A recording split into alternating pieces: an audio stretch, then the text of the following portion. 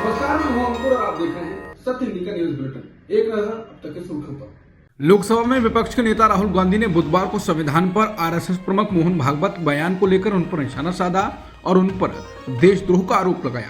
राहुल गांधी ने हमला कांग्रेस के एक कार्यक्रम में भाषण देते समय किया। दिल्ली में कांग्रेस के नए मुख्यालय के उद्घाटन पर बोलते हुए राहुल गांधी ने कहा, मुझे लगता है कि ये काफी प्रतीकात्मक है कि कल आरएसएस प्रमुख ने कहा कि भारत को 1947 में कभी आजादी नहीं मिली। उन्होंने कहा कि सच्ची आजादी तब मिली जब राम मंदिर बनाया गया। राहुल ने कहा कि मोहन भागवत की ये दुस्साहसिक टिप्पणी की भारत को 1947 में सच्ची आजादी नहीं मिली, हमारे स्वतंत्रता सेनानियों, प्रत्येक भारतीय नागरिक का अपमान और हमारे संविधान पर हमला है। राहुल गांधी ने कहा कि मोहन भागवत ने देश को यह बताने की जरूरत की है कि वो स्वतंत्रता आंदोलन और संविधान के बारे में क्या सोचते हैं। वास्तव में उन्होंने जो कहा वो देशद्रोह है, क्योंकि उन्होंने कहा कि हमारा संविधान अमान्य है। कोई और देश होता तो अब तक उन पर मुकदमा चल रहा होता। ये कहना कि भारत को 1947 में आजादी नहीं मिली हर भारतीय का अपमान है और हमें इसे सुनना बंद करना होगा। आरएसएस प्रमुख मोहन भागवत ने दावा किया है कि राष्ट्रपति रहते हुए प्रणब मुखर्जी ने घर वापसी कार्यक्रम की तारीफ की थी और उनसे कहा था कि अगर संघ ने धर्मांतरण पर काम नहीं किया होता तो आदिवासियों का एक वर्ग राष्ट्र विरोधी हो गया होता, एंटी नेशनल हो गया होता। भागवत ने सोमवार को इंदौर में एक कार्यक्रम में यह बात कही। अपने संबोधन में भागवत ने कहा कि डॉक्टर प्रणब मुखर्जी राष्ट्रपति थे तब मैं पहली बार उनसे मिलने गया। संसद में घर वापसी को लेकर बहुत बड़ा हल्ला चल रहा था। मैं तैयार होकर गया कि बहुत कुछ पूछेंगे, बहुत बताना पड़ेगा, लेकिन उन्होंने कहा कि आप लोगों ने ये जो काम किया है उसका कारण भारत का 30% आदिवासी इस लाइन पर आ गए। उनके टोन से तो हमको बड़ा आनंद लगा। मैंने कहा क्रिश्चियन बन जाते। बोले क्रिश्चियन नहीं, देशद्रोही बन जाता। दिल्ली विधानसभा चुनाव में अब चुनाव आयोग की फिर एंट्री कराने की कोशिश है, लेकिन चुनाव आयोग ठंड में शायद रजाई में दुबक कर बैठा हुआ होगा। दरअसल नई दिल्ली विधानसभा सीट से बीजेपी प्रत्याशी प्रवेश वर्मा का फिर लोगों को कुछ न कुछ बांटने का वीडियो है। आचार संहिता लगी हुई है। अब आम आदमी पार्टी ने एक वीडियो जारी किया है जिसमें प्रवेश वर्मा महिलाओं को जूते बांट रहे हैं और उनके नेता बाद में नारेबाजी कर रहे हैं। इस पर आम आदमी पार्टी ने कहा है कि क्या चुनाव आयोग को लोकतंत्र की हत्या होती हुई नहीं दिख रही है। आपने कहा कि एक तरफ नई दिल्ली विधानसभा से बीजेपी उम्मीदवार प्रवेश वर्मा खुलेआम सड़कों पर जूते बांट रहे, उसको फोटो और वीडियो बनवा रहे, वहीं दूसरी तरफ जिला निर्वाचन अधिकारी डीएम कह रहे हैं कि ऐसा कुछ हो ही नहीं रहा। खुलेआम आचार संहिता के उल्लंघन के इस वीडियो के बाद भी अगर चुनाव आयोग इस पर कार्रवाई नहीं करता तो फिर चुनाव और लोकतांत्रिक प्रक्रिया का क्या मतलब रह जाता है। अयोध्या की मिल्कीपुर विधानसभा सीट पर उपचुनाव के लिए बीजेपी ने प्रत्याशी का ऐलान कर दिया। बीजेपी ने चंद्रभानु पासवान को टिकट दिया है। चंद्रभानु का मुकाबला सपा प्रत्याशी अजीत प्रसाद से होगा, यानी अयोध्या में दोनों प्रत्याशी पासी समुदाय से हैं। भाजपा सांसदी में अयोध्या यानी फैजाबाद हारने के बाद मिल्कीपुर में बदला लेने की कोशिश करेगी। अवधेश प्रसाद के बेटे अजीत प्रसाद जो सपा से उम्मीदवार हैं वो पासी हैं और बीजेपी के पासवान भी पासी समुदाय से हैं, जो अब नतीजे देखने वाले रहेंगे। मौजूदा कास्ट डायनामिक से पता चलता है कि दोनों पार्टियों को दलितों और अन्य पिछड़े वर्गों की तुलना में अपर कास्ट के वोटर्स पर ज्यादा भरोसा करना होगा। बता दें, राज्य में पासी जाटवों के बाद दूसरा सबसे बड़ा दलित समूह है और जाटव समुदाय को पहले बड़े पैमाने पर बसपा के समर्थक के रूप में देखा जाता था, लेकिन मायावती कमजोर होती गई और आधार सिकुड़ता गया और बीजेपी के प्रचार ने इनको अपनी ओर भी खींच लिया। यही नहीं, फैजाबाद के हार के बाद से भाजपा ने पब्लिकली लाखन पासी जैसे अपने प्रतीक चिन्हों का आह्वान करके पासियों तक पहुंचने और उन्हें संकेत देने का प्रयास किया। बता दें, भाजपा उपचुनाव को कितना महत्व दे रही है इसका अंदाजा इस बात से लगाया जा सकता है कि कैसे मुख्यमंत्री योगी आदित्यनाथ ने पार्टी के प्रचार अभियान की कमान संभाली है। सीएम ने हाल के महीनों में अयोध्या के कई दौरे किए हैं। 11 जनवरी को उन्होंने मंदिर के अभिषेक की पहली वर्षगांठ से पहले अयोध्या मंदिर में भगवान राम का अभिषेक किया। लगभग एक सप्ताह पहले अयोध्या की एक और यात्रा के दौरान उन्होंने अभियान का एजेंडा तय करते हुए मिल्कीपुर के बूथ स्तर के कार्यकर्ताओं से मुलाकात की। समझा जाता है कि उन्होंने कार्यकर्ताओं से कहा कि अगर भाजपा नवंबर में होने वाले उपचुनाव में कुंदर की जीत सकती है तो वो मिल्कीपुर भी जीत सकती है। अब ये देखना है कि क्या होता है, मुकाबला टक्कर का होगा। एक और जहां बीजेपी ने पासी समुदाय से अपना उम्मीदवार बनाकर एक कार्ड खेला है, अब मुकाबला सपा के पासी और बीजेपी के पासी के बीच होने वाला है। हालांकि समाजवादी पार्टी सीधे योगी आदित्यनाथ और बीजेपी की विचारधारा पर हमला बोलकर ये दिखाने की कोशिश में है कि ये दलित विरोधी लोग हैं। अब सपा ने एक ट्वीट किया है जिसमें कांग्रेस नेता जयराम रमेश योगी आदित्यनाथ के एक लेख के बारे में बात कर रहे हैं जो योगी ने लिखा था। लेख का शीर्षक था आरक्षण की आग में सुलगता देश। इसके अंदर योगी ने जो लिखा है वो बताया गया है। जयराम रमेश बताते हैं कि योगी ने लिखा है, निकम्मा बनाने वाला आरक्षण, विभाजनकारी राजनीति करने वाला आरक्षण, आरक्षण का ये भयावह दृश्य। वीडियो में कहा गया है कि आरएसएस बीजेपी की सोच है, ये बाबा साहेब अंबेडकर के संविधान को हटाना चाहते हैं। बता दें, सपा इस नैरेटिव को जनता तक पहुंचाना चाहती है जिससे वोटों का विभाजन कम हो। हालांकि बीजेपी भी जोर शोर से प्रचार में लगी हुई है। सीबीआई और ईडी पर विपक्ष लगातार आरोप लगाता रहता है कि वो ये एजेंसियां मोदी के कहने पर उनके नेताओं को निशाना बनाती हैं। चुनाव से पहले ईडी और सीबीआई एक्टिव भी हो जाते हैं और विपक्षी नेताओं को यहाँ रेड मारते हैं, जिससे पता चलता है कि चुनाव आ गया है। अब खबर इस बार थोड़ी डिफरेंट है। मोदी के ये दोनों हाथ आपस में भिड़ गए हैं। मामला रिश्वत का है। दरअसल हिमाचल प्रदेश में एक 181 करोड़ रुपए के चर्चित छात्रवृत्ति घोटाला हुआ। सीबीआई इसकी जांच करने लगी। इसके बाद मामला पैसे का था तो ईडी भी उतर आई। अब होता है खेल शुरू। रिपोर्ट्स के मुताबिक ईडी के अधिकारी विशाल दीप गंभीरता से जांच करने लगे। अब ईडी अधिकारी विशाल दीप का कहना है कि इस दौरान एक सीबीआई डीएसपी और एक शिकायतकर्ता ने उन्हें रिश्वत देने की कोशिश की।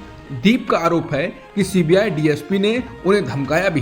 कहा गया कि अगर रिश्वत नहीं ली तो उन्हें झूठे केस में फंसा दिया जाएगा और कहीं दूर ट्रांसफर कर दिया जाएगा।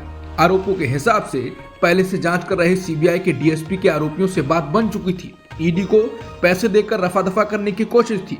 दीप का कहना है कि उन्होंने रिश्वत लेने से इनकार कर दिया। इसके बजाय उन्होंने पीएमएल एक्ट के सेक्शन 66 के तहत सीबीआई डीएसपी और शिकायतकर्ता के खिलाफ जांच शुरू कर दी।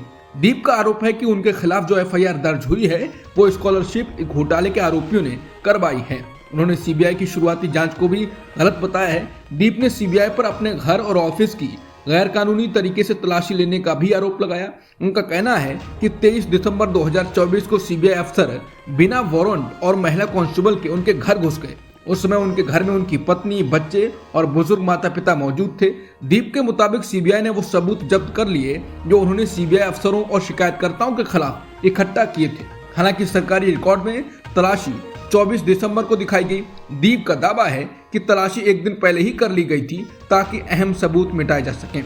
दीप ने अपनी अर्जी में कहा है कि उनके घर से या गिरफ्तारी के दौरान कुछ भी बरामद नहीं हुआ। उन्होंने ये भी कहा कि जिस रिश्वत की बात हो रही है वो किसी और जगह से बरामद हुई है। उनके और आरोपों के बीच कोई सबूत नहीं है, जैसे कि फोन रिकॉर्डिंग। बता दें, सीबीआई ने ईडी अधिकारी को गिरफ्तार कर लिया है और ये सभी आरोप और ये बातें ईडी अधिकारी ने अपनी जमानत के लिए कोर्ट में कही हैं। मामला कुछ भी हो, लेकिन इस केस से दोनों एजेंसियों का कैरेक्टर साफ दिख रहा है।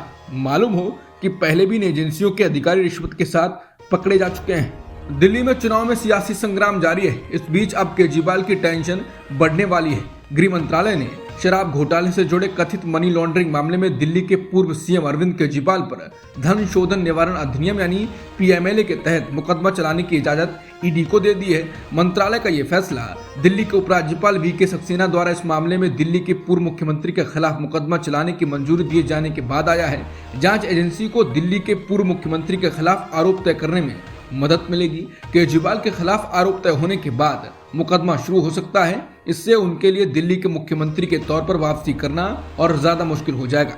बता दें, अरविंद केजरीवाल ने 6 नवंबर को सुप्रीम कोर्ट के आदेश का हवाला देते हुए हाई कोर्ट के सामने दलील दी थी कि सीबीआई को मिली मंजूरी ईडी के लिए उनके खिलाफ मुकदमा चलाने के लिए हरी झंडी नहीं है और एजेंसी को पीएमएलए के तहत उन पर मुकदमा चलाने के लिए अलग से मंजूरी की जरूरत है। इसके बाद ही ईडी ने गृह मंत्रालय से इजाजत मांगी थी और अब मिल गई। दिल्ली चुनाव में प्रचार करने के लिए आम आदमी पार्टी नए नए तरीके ढूंढ रही है। अब आप सांसद संजय सिंह ने बीजेपी पर कटाक्ष करते हुए राजेंद्र नगर में बिन दूल्हे की बारात निकाली और बारातियों में बीजेपी नेताओं के फोटो चेहरे पर लगाकर नेता शामिल हुए। बता दें, ये कटाक्ष इसलिए बताया जा रहा है क्योंकि बीजेपी की ओर से सीएम फेस नहीं है और केजरीवाल और आप इसको बढ़ चढ़कर आगे पेश कर रहे हैं। पीएम मोदी और गृह मंत्री अमित शाह की एआई जनरेटेड फोटो और वीडियो सोशल मीडिया पर पोस्ट करने के लिए आम आदमी पार्टी के खिलाफ एफआईआर दर्ज कर ली गई है। द हिंदू ने इसको पुलिस सूत्रों के जरिए बताया है। पुलिस ने एफआईआर का विवरण दिए बिना बताया कि मामला नॉर्थ एवेन्यू पुलिस स्टेशन में दर्ज किया गया है। सूत्रों के मुताबिक उन्हें आम आदमी पार्टी के ऑफिशियल एक्स हैंडल पर प्रधानमंत्री और गृह मंत्री की कुछ आपत्तिजनक फोटो और वीडियो को लेकर शिकायत मिली। वीडियो आप द्वारा 10 जनवरी और 13 जनवरी को पोस्ट किए गए थे। रूस ने एक बार फिर संयुक्त राष्ट्र सुरक्षा परिषद में भारत की स्थायी सदस्यता का समर्थन किया है। रूसी विदेश मंत्री सर्गेई लावरोव ने अपनी सालाना प्रेस कॉन्फ्रेंस के दौरान भारत, ब्राजील और अफ्रीकी देशों को यूएनएससी की सदस्यता देने के प्रयासों को कमजोर करने के लिए पश्चिम की कड़ी आलोचना की। विदेश मंत्री सर्गेई लावरोव ने कहा कि रूस ने बार बार कहा है कि भारत और ब्राजील संयुक्त राष्ट्र सुरक्षा परिषद में स्थायी सीटों के हकदार हैं, क्योंकि वो सभी प्रासंगिक मानदंडों को पूरा करते हैं। धुंध ने एक बार फिर दिल्ली, एनसीआर समेत उत्तर भारत के कई इलाकों को अपनी चपेट में ले लिया है। हालात इस कदर गंभीर हैं कि कई जगहों पर विजिबिलिटी लगभग 0 हो गई है। दिल्ली एनसीआर की सड़कों पर गाड़ियां धीरे धीरे रेंगती नजर आ रही हैं। दिल्ली के एयरपोर्ट पर भी विजिबिलिटी काफी कम है और इस वजह से उड़ानें भी प्रभावित हो सकती हैं। दक्षिण कोरिया में महाभियोग का सामना कर रहे राष्ट्रपति यून सुक योल को पुलिस ने बुधवार को गिरफ्तार किया। गिरफ्तारी के बाद राष्ट्रपति ने एक वीडियो संदेश जारी कर कहा है कि उनके खिलाफ जांच अवैध है। बता दें, यून सुक योल ने पिछले साल 3 दिसंबर को मार्शल लॉ लगाने का ऐलान किया था, लेकिन विरोध होने पर उन्होंने इसको कुछ घंटों बाद वापस ले लिया। राष्ट्रपति ने अपने संदेश में कहा कि मैंने CIO के समक्ष पेश होने का फैसला किया। भले ही यह एक अवैध जांच है, मैंने ये फैसला इसलिए किया ताकि कोई खून खराबा ना हो। उन्होंने कहा कि हालांकि इसका मतलब ये नहीं है कि मैं इस जांच को सही मानता हूँ। 3 मिनट के एक छोटे वीडियो संदेश में यून ने कहा, ना तो जांच एजेंसी और ना ही उन्हें गिरफ्तारी वारंट जारी करने वाली अदालतों के पास ऐसा करने का अधिकार है। दक्षिण कोरिया के राष्ट्रपति की गिरफ्तारी के बाद डेमोक्रेटिक पार्टी के सदन में नेता पार्क चं डे ने कहा, दक्षिण कोरिया में न्याय जिंदा है। पार्टी की एक बैठक के दौरान उन्होंने कहा, यह गिरफ्तारी संवैधानिक व्यवस्था, लोकतंत्र और कानून के शासन को बहाल करने की दिशा में पहला कदम है। यूक्रेन ने दावा किया कि उसने रूस में कई ठिकानों पर हमला किया और ये युद्ध के बाद से अब तक का सबसे बड़ा हमला है। यूक्रेन की सेना के अनुसार कई क्षेत्रों में गोला बारूद डिपो और केमिकल प्लांट को निशाना बनाया गया। इनमें से कुछ बॉर्डर से सैकड़ों किलोमीटर दूर थे।